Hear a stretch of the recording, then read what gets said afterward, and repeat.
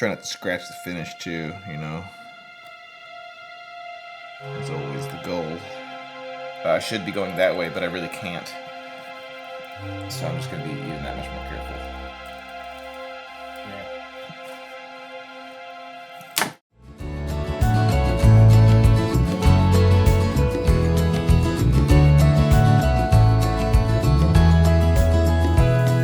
Welcome to Triple Guitars. My name is Chris. Behind the camera is Matt. As always, hey, I just noticed it's overall day here in the shop. Matt's got his Matt's got his overalls on. Yep.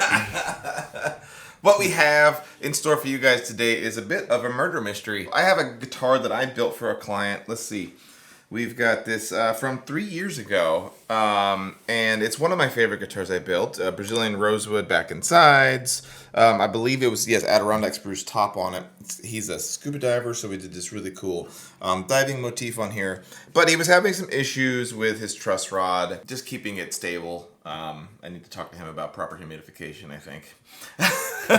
But parents, talk to your children about exactly. proper humidification. And spay and neuter your pets. Yeah. But he called me kind of in a panic about a month ago and told me that he broke his truss rod, which as a guitar builder, I'm like, oh my God. Especially a guitar builder where I have fretboards with really fragile inlays on them, which scares me even more. So he said, dude, like I literally broke the tip off of the truss rod and sent me a photo of it before he sent me the guitar, and this is it. But before I get into what that means, I guess I need to back up for just a second and explain a little bit about the truss rod. I think that the vast majority of people who watch this channel know what a truss rod is and how it works, but I don't want to take that for granted. So I want to show you guys an actual truss rod. In fact, the same truss rod that's in this guitar. Let me make sure this is going to work. Yes. So this is the same style of truss rod that's in the guitar. This is the StewMac Hot Rod two-way adjustable truss rod with the 4mm Allen key on the end of it. So it's inside the neck, right around here.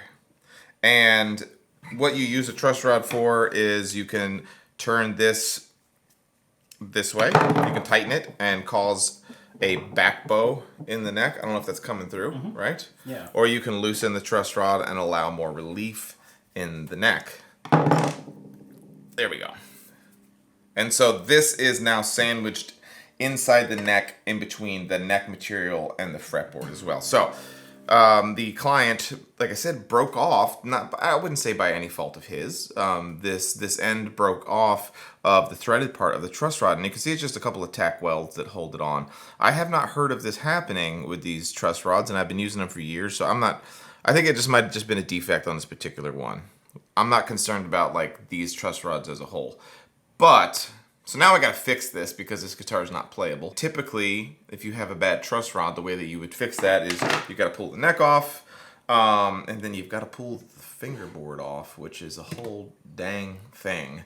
So you have to steam that off so that we can get access to the truss rod, pull it out, put a new one in, put it back on, and then repair all the finish. And yes, of course, it's a sunbursted neck on this guitar. So if I were needing to repair the finish, or even damage the finish by doing the repair, then I'd have to refinish the whole thing. Long story to say that what I need to do at this point is pull the strings off, pull the neck off, and get into it, because I think I might be able to solve this.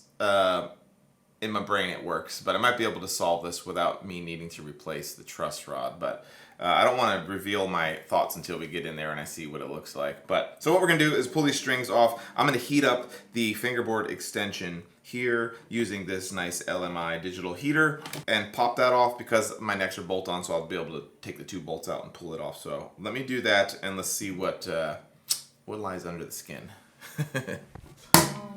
All right, we got the strings off, and I've got the LMI heater ready to go. For those of you who don't know or are not familiar with this, LMI sells this, and I've used it for years. I have two of them, actually. One of them is for my side bender, and then this one I got for just doing repair things. I don't have the proper heat blanket for this. This is their bridge removal one, I believe. It's not the one for this job, because what we're doing is using it as a fingerboard extension heater. We're gonna put it over just this portion. I'm gonna do like 200 degrees Fahrenheit-ish. Until golden brown. Until golden brown, because there's always, the concern here is this, especially on a finished guitar, especially with nitrocellulose finishes, that I don't want to heat up the area so much that I possibly cause any blistering with the lacquer. I also also don't want to put too much heat in this general area because I do have my inlay here. I also have my frets here. I also have all the abalone inlay and the glued on binding. So there's a lot of things in that area that can also cause degradation to the glue joint because of the heat. So this is a kind of a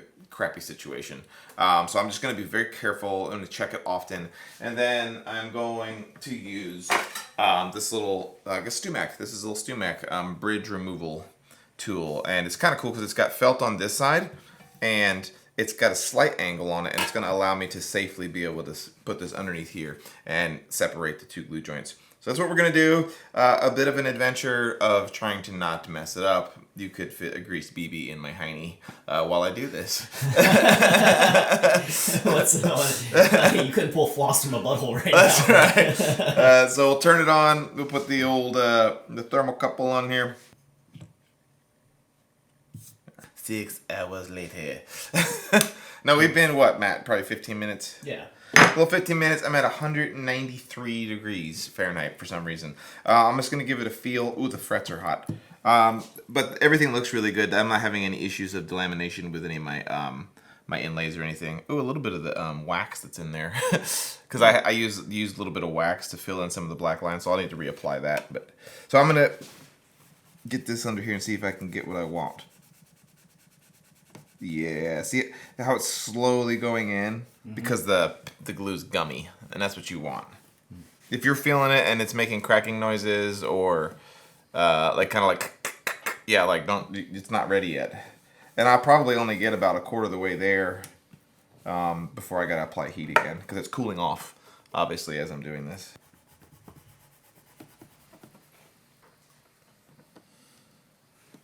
Try not to scratch the finish too, you know.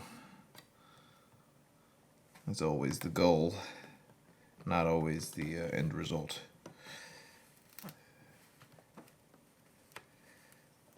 We're getting close. It's not quite there. I'm gonna just break the seal here. And now on this side, I'm going in the wrong direction. I should be going that way, but I really can't. So I'm just gonna be even that much more careful. Can you hear it? Mm-hmm.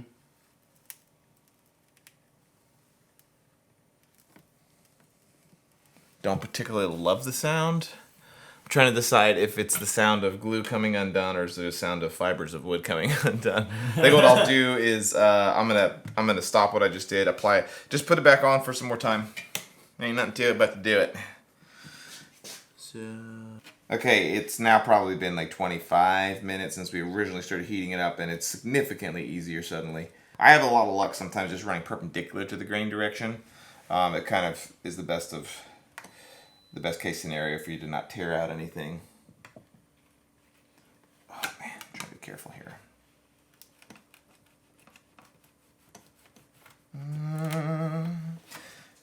This is what's so tough about this. If you ever needed to do this and you're new to guitar repair, so much of this is just like knowing what you're feeling. And if you've never done it before, it's very much like... You're saying you need to be emotionally in touch. That's right. Okay, so now we're broken through on one direction. So I'm just trying to be very careful that I don't screw up anything else here. I should probably go ahead and loosen the bolts on the neck here in a second too. Yeah, being very careful. I think we're ready to loosen the bolts. And that should help a little bit. Don't mind the beeping. We have to turn off the dehumidifier to do these videos, so our humidity alarm's going off, which Matt thinks is a stupid video idea to do about shop humidification. So shout out in the comment section if you want to do a video on shop humidification, because I think Matt's wrong. I'm just saying, it's very niche. It is very neat. Well, this channel's a little niche, don't you think? Yeah, like the broad audience of people who are interested in luthery is so massive. Yeah. I'm gonna just... Oh, it's cooking still. Ah, there we go. There it is. But you don't want to rely just on pulling up like that, because it can still cause some big issues. But it's got me a little bit of a gap now that I can get this up underneath. I think I might have torn a little bit of fibers, but I think I've gotten away with as little as possible. Oh, it's fine. That'll buff out.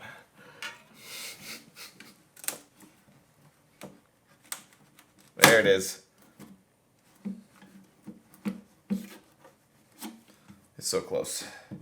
There's a fiber of wood holding it on. I'm definitely gonna have a little bit of a tear, I think. I can just feel it. There it goes.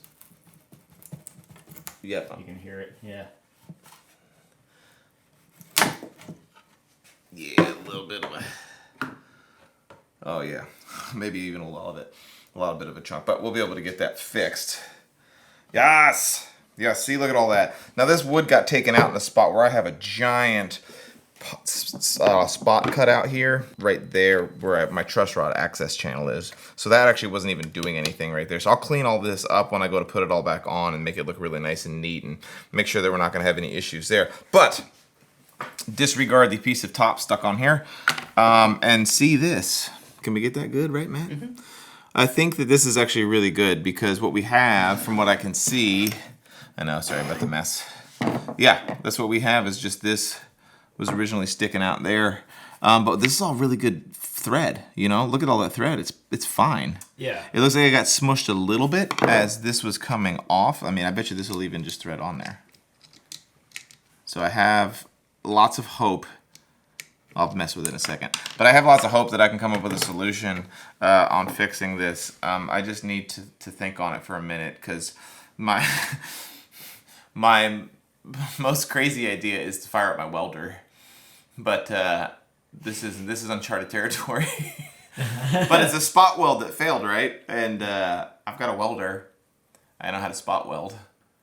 Yeah. Plus, I'd make for a cool thumbnail. Yeah.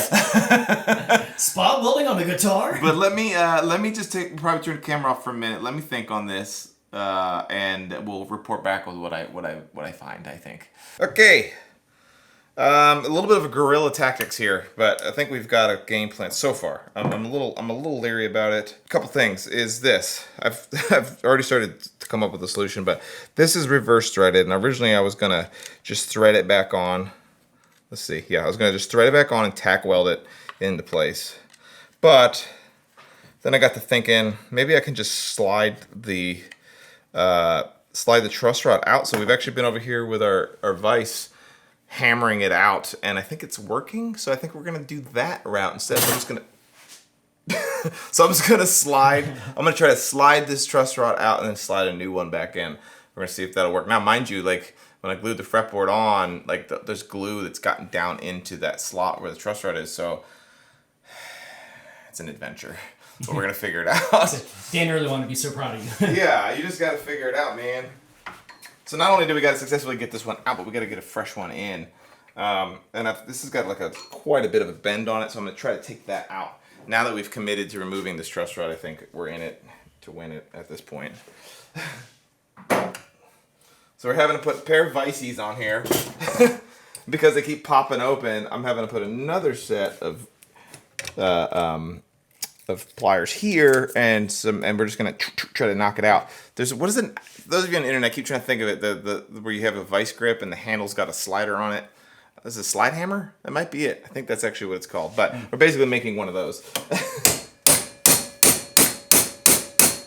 It's going.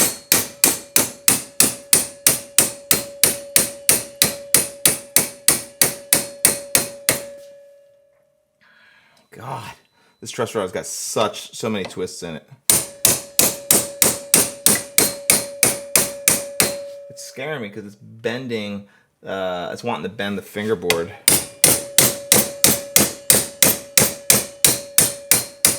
There it goes. Now it's coming out of the sleeve here. And I'm checking, like, as we were doing this originally, I'm checking down here to make sure we're not damaging anything on the neck. I've got it nice and tight in here.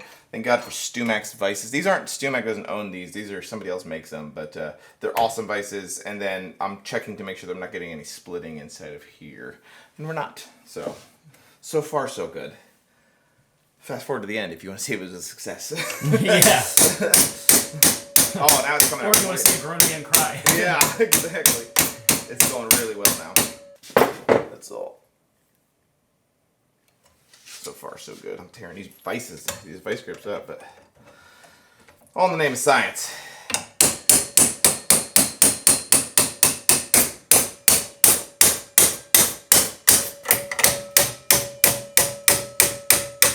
There it is.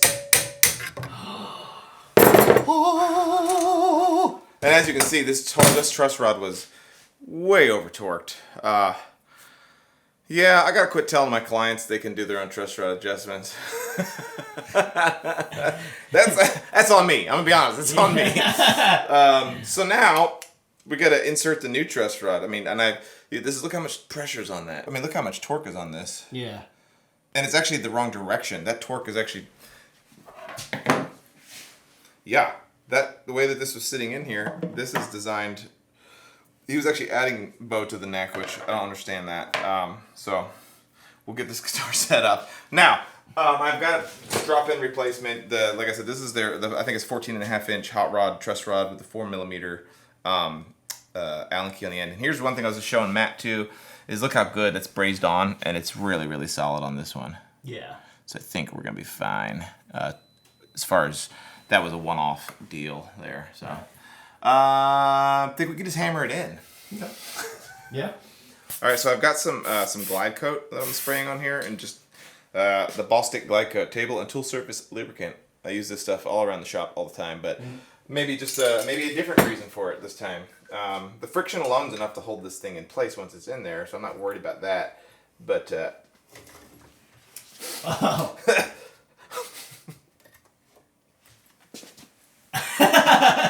And dismounts. wow, okay. And he sticks to the landing. That was... And that's how you do it, folks. I don't know if you can tell how surprised Chris is. That'll be $10,000. No. Okay. We've replaced the truss rod, and they're that easy. So wrench away at home. They're super easy to repair. No. So that was surprisingly easy. Slide back around, so yeah. sorry, editor. No, yeah. So you saw my genuine surprise at how easy that went back in there. That some old time repair guys who've been doing this for years probably are like, yeah, it's that easy. I've never in all my years of doing repair work had to do a truss rod replacement, but that technique worked really, really well. Also, I do want to note that it would have been a whole other animal had the access hole probably had it been from up here. Then you would have needed to replace the fretboard, to pull the fretboard off and put it back on again. So that is a big reason that saved us, I think, that it came out from the bottom nice and clean. So while we were off camera, I went ahead and cleaned all this up and got it looking really good. So now we can't have any issues with cracking or anything like that. There's a couple little spots here where there's still some glue showing and slight fiber tearing, but I'm comfortable with it. This is cleaned off, so we'll put some glue on it and we'll put it back on. I mean, we've real time, maybe including heating it up, maybe we've been here for an hour. Mm-hmm. It's not even lunchtime yet. Yeah. So, Brad, this is best case scenario, buddy. Your guitar's gonna survive. It's gonna make it. Yeah. So a little music glue on here. We've got a clamping call here. So yeah, I mean this is easy peasy. We're just gonna get this thing ready to go. All right, so we got a little bit of this like the LMI instrument glue on here. Just got it nice and set it in place. Not enough that we're gonna get a bunch of squeeze out because we don't want that. We're gonna ease this bad boy back where we want it. Stand it up. Get my screws ready. I just think that this video was really kind of about the adventure more than anything. Maybe the real treasure was the prints we made. Yeah, there wasn't necessarily a whole lot of lessons here. I think maybe the lesson is, try to think outside the box, and problem solving is never ending in guitar building. Mm-hmm. And I'm a happy customer, even though I'm not the customer. Yeah. So yeah, all I got to do is glue this on. I'm going to touch up a little bit of the wax filling inside some of these the inlays, and then we'll do a proper setup on this guitar and get it back to Brad so he can get back to gigging with it. And I hope you guys enjoyed the episode. Don't forget to make sure you check out our website, driftwoodguitars.com, and driftwoodguitars.com/tonewood will take you to a special section on our website where we're selling all kinds of tone woods, Brazilian rosewood, bridge blanks, the works, and a couple of little tools on there too. So check that out and purchase away, and we thank y'all for watching. I hope you guys subscribe, and we'll see you in the next one.